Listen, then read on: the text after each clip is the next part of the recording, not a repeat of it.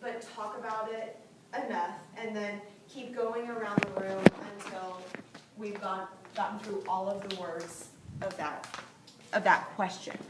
I won't put all the words up there because sometimes I'll say like if one group says caring and the next group says nice, so I see that up there.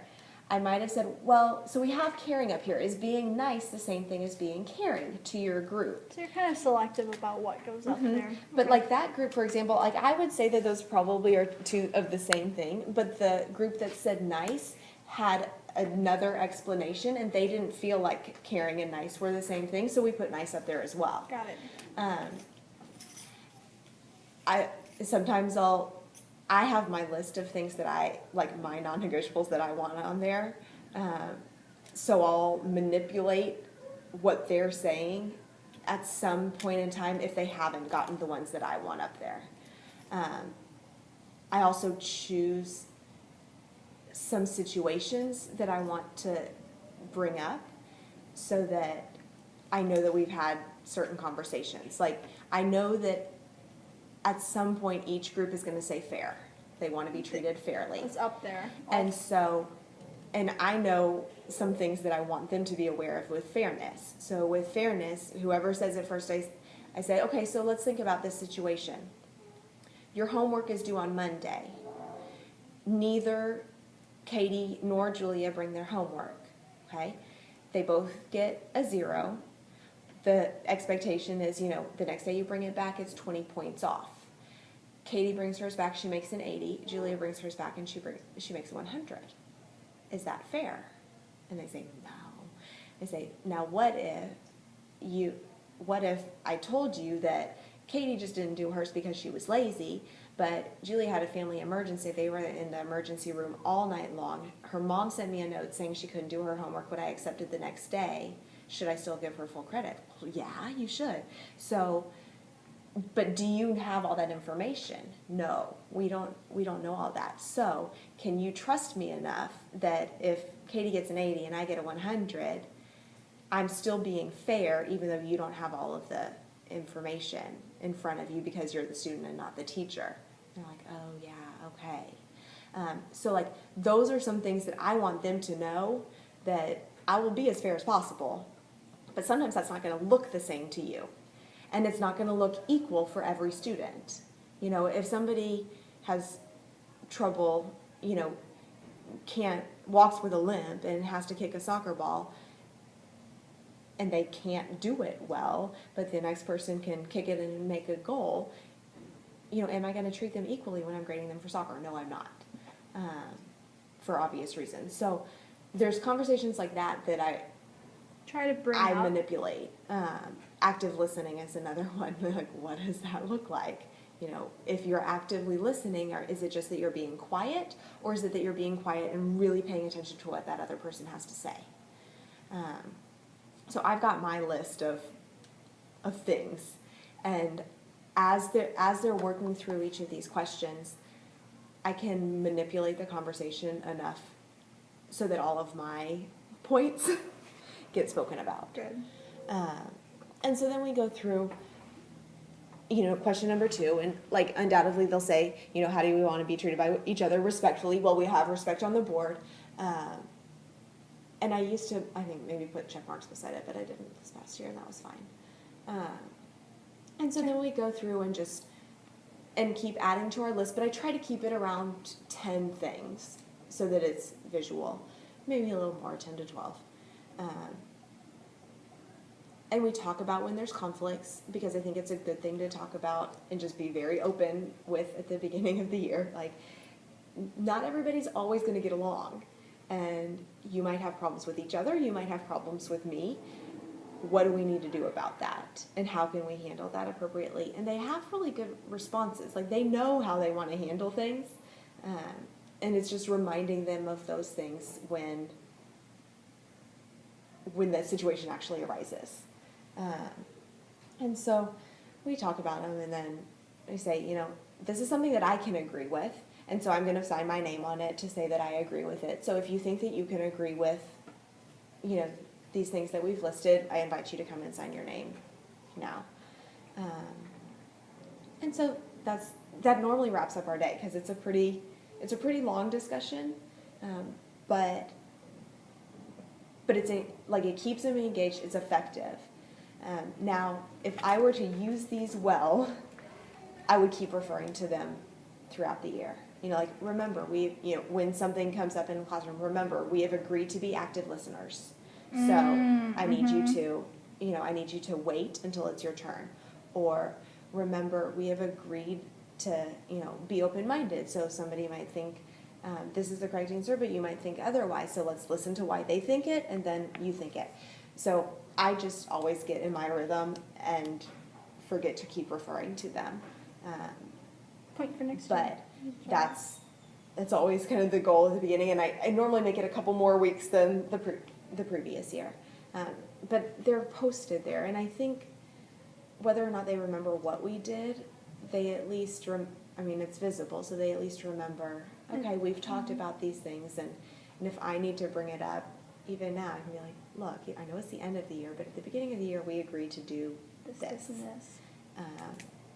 And so I expect you to uphold those agreements. So, and I think it's good. You need to have classroom agreements. So I guess the moral of the story is you need to have classroom agreements, whether those are things that you have come up with yourself or things that you invite the class to do with you. Time permitting, they need to be explicit, they need to be visible, and they need to be something that you hold on to all year long. I know Sue has hers in the front of her room that says, the only thing we need is mutual respect, or something like that. Kristen, I noticed, had his at the front of his room, and I don't remember what they said, but it was just like kind of 3 things, I think, that we agreed to do. And I think they're important to talk about. And that's a good first day of class thing to talk about, because it sets the tone for the rest of the year. Afterwards, sometimes either this day or the next day, we're required to give a syllabus. So I'll give a syllabus that is a very basic outline of what we're going to do, how they're going to be graded, what their grade weight is, what resources we'll use. And I'll hand it out whatever day we talk about school supplies, which is normally the first day. These are the supplies that you'll need to have in class. They need to come with you every day. Blah, blah, blah. And I think I normally just wrap it up with school supplies and syllabus. Yeah. And that's the end of a day, a long day one for me. Going through the other things that need to be accomplished at the beginning of the year. I did the note card thing with good intentions this year, having them write on the back some of their preferences. Do you prefer to work in a partner small group or alone? I think one of them I was going to do, or I had them do a multiple intelligences survey to see if they were physical, creative, active, whatever the 3 things were, or analytical, physical, creative, analytical, I think were the ones that I focused on, and put that there. I intended to do a couple of more things. Oh, and have some interest things on it, what books do you like to read, or just kind of some things to know about them and be able to group better. So I have learned use them for groupings, okay, these people like to work with partners, these people like to work with a small group, these people like to work alone. So I could really easily look at the cards, divide them up, and have it. I did not use the multiple intelligences as much as I hoped to. But it's kind of a fun thing for them to be able to know about themselves at the beginning of the year, and good information to know about them.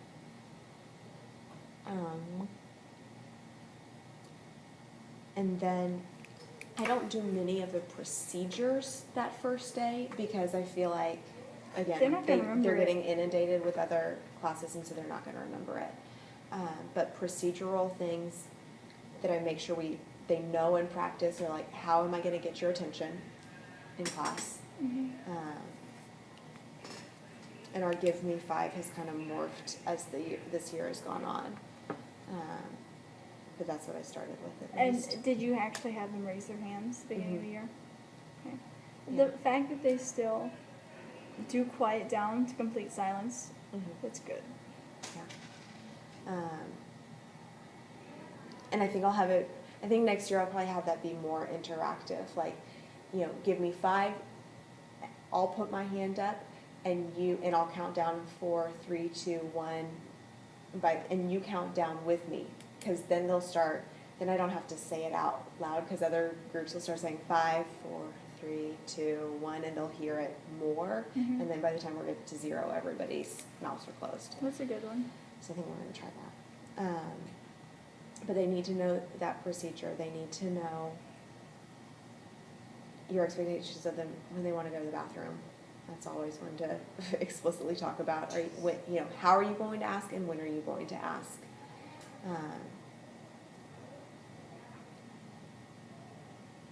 And then start talking through whatever you want your classroom routines to be. So I start sharing with them the first day, like, I'm going to put a message for you on the board every day when you walk in. It tells you exactly what you need to do. I expect that those things are done and you're in your seat by X time.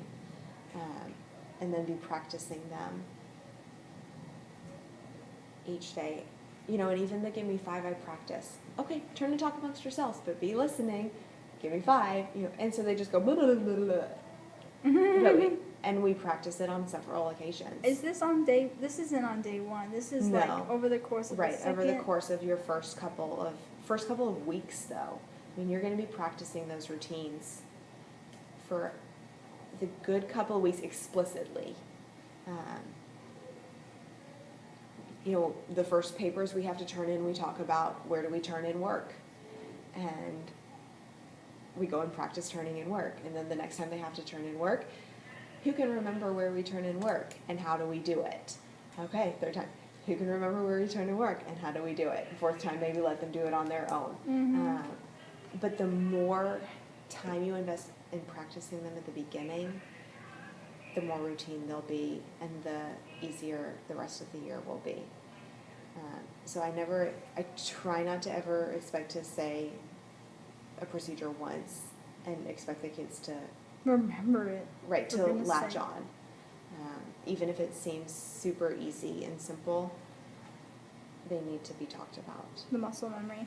Mhm. So even if it's like, for example, getting to know each other worksheet, is that a good time to say, okay, so one thing I have at the beginning of the year is trays set up for you to turn your work in, and it says turn your work in here. We are going to practice whenever you're done with, whenever I tell you it goes in the tray, this is the tray, this is what it looks like, it goes here. Mhm. Okay. Exactly. And then you just say that every single time something needs to be turned in for the Mhm. first couple weeks. Mhm. Okay. Yeah, that time passing out papers. How are they going to pass out papers?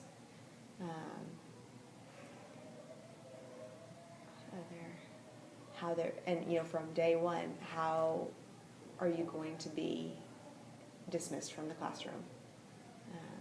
So do you practice it on day 1? Mhm. Good. Mm-hmm.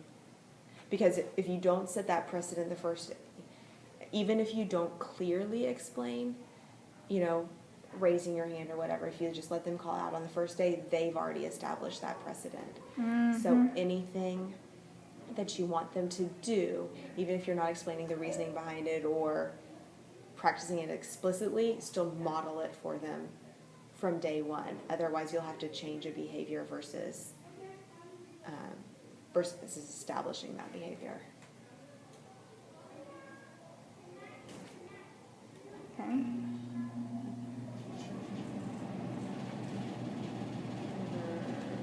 Procedures, big ones.